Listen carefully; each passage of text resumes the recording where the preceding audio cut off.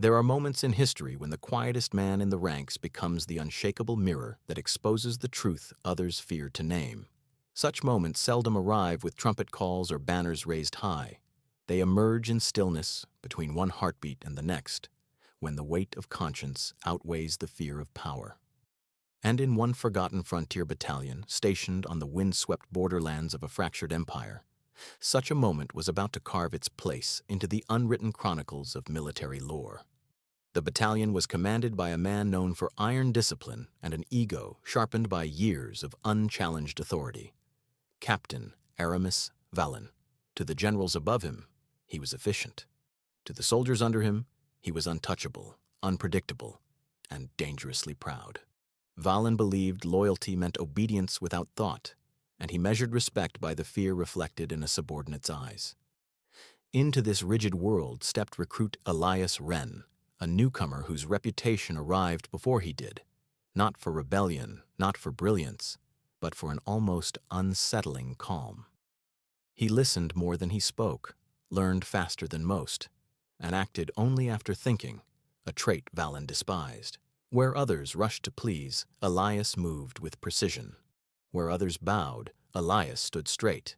And in the unforgiving realm of military hierarchy, quiet integrity was often seen as defiance. On the eve of an important battlefield inspection, one that would determine promotions, resource allocations, and tactical authority, tension tightened the camp like drawn wire. Generals from the capital were arriving at dawn, and Vallon intended to present a flawless, unquestioning unit. For him, appearance was everything. But the truth within the battalion was far from flawless. Supplies had been misreported, training logs falsified, and Vallon planned to use the inspection to shift blame for those failures onto a handful of new recruits, naming them undisciplined liabilities before the generals could discover the truth. Elias was among those chosen.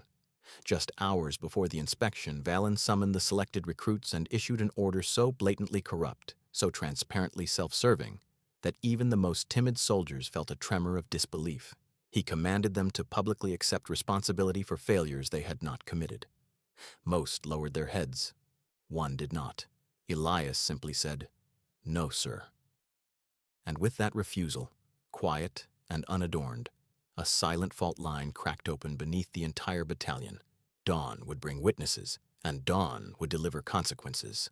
The sunrise broke in cold, metallic light across the parade ground as the generals arrived, stern figures in polished coats, their boots striking the earth like hammers.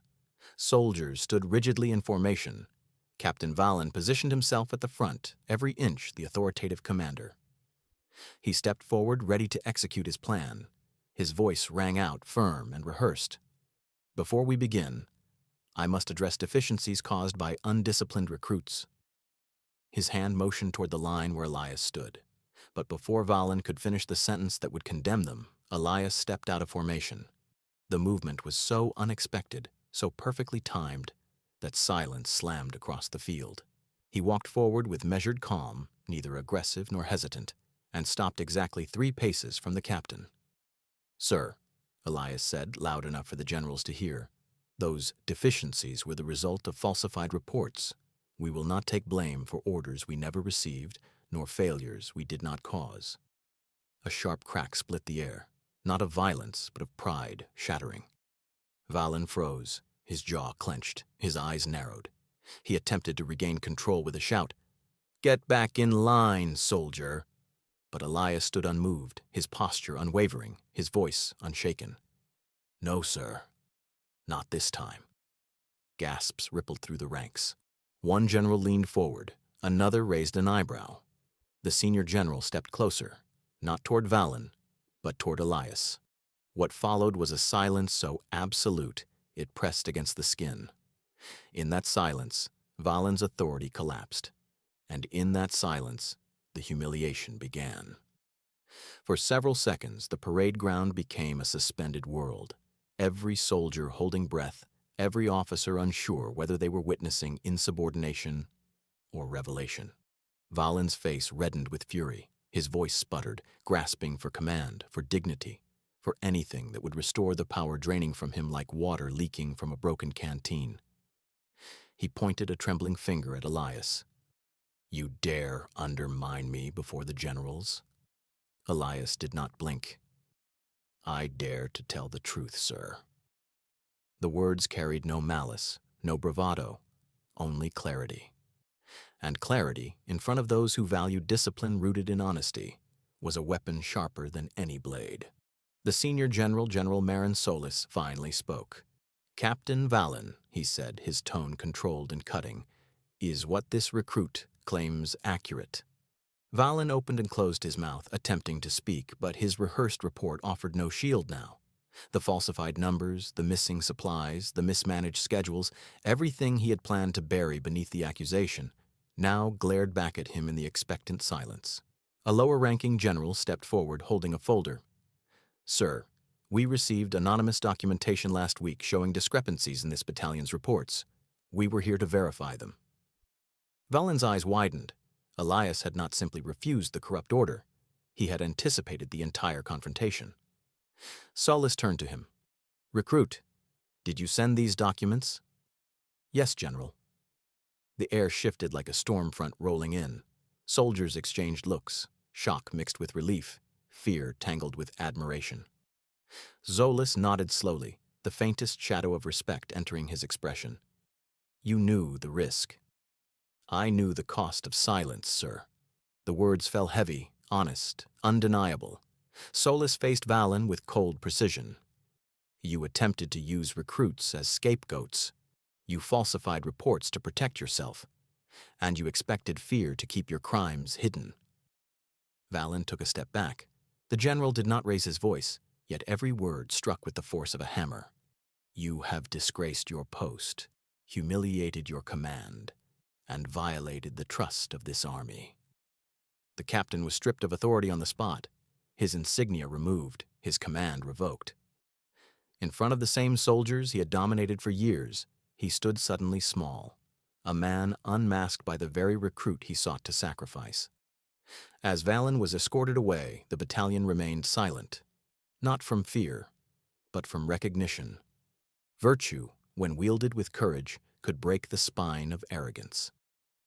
General Solis addressed the soldiers. "Let this moment stand as a reminder.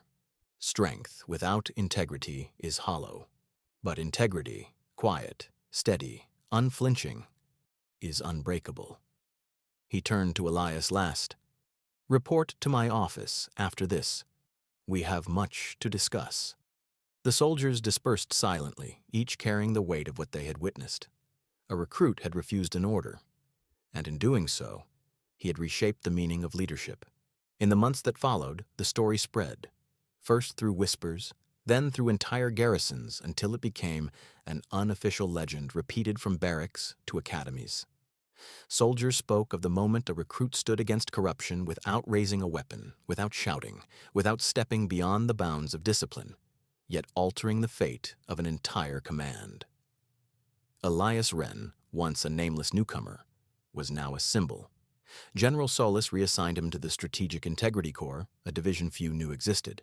There, recruits were trained not only in tactics and combat, but in judgment, ethics, and the subtle power of principled resistance. Elias excelled quietly, as he always had. His evaluations marked him as thoughtful, precise, incorruptible. Years passed. Valen's downfall became a cautionary tale, studied by officers who once believed authority alone defined command. The empire began tightening its oversight, strengthening systems to prevent abuses like Valen's from festering unchecked. The event became known unofficially as the refusal at dawn. But among soldiers, the legend took on a deeper tone. They said the silence on the parade ground that morning had changed them. It taught them that obedience was not blind submission, that there existed a higher duty, one rooted not in fear, but in honor. Some claimed they saw Valen's face whenever they considered bending rules for convenience. Others remembered Elias's calm voice whenever pressured into complicity. Elias himself never embraced the fame. He continued to serve, steadfast and humble. Yet every few months, new recruits sought him out, hoping to understand how someone so young had found the courage to confront corruption at such risk. His answer was always the same, spoken with the same quiet strength he had shown the day he stepped forward. Courage is not the absence of fear. Courage is choosing what is right, while fear is watching. When Elias eventually retired from service decades later, his legend long outlived his rank. And long after his footsteps faded from the barracks, his final recorded words remained etched in the memory of every soldier who heard his story. When a line is crossed, someone must stand. If not you, then who?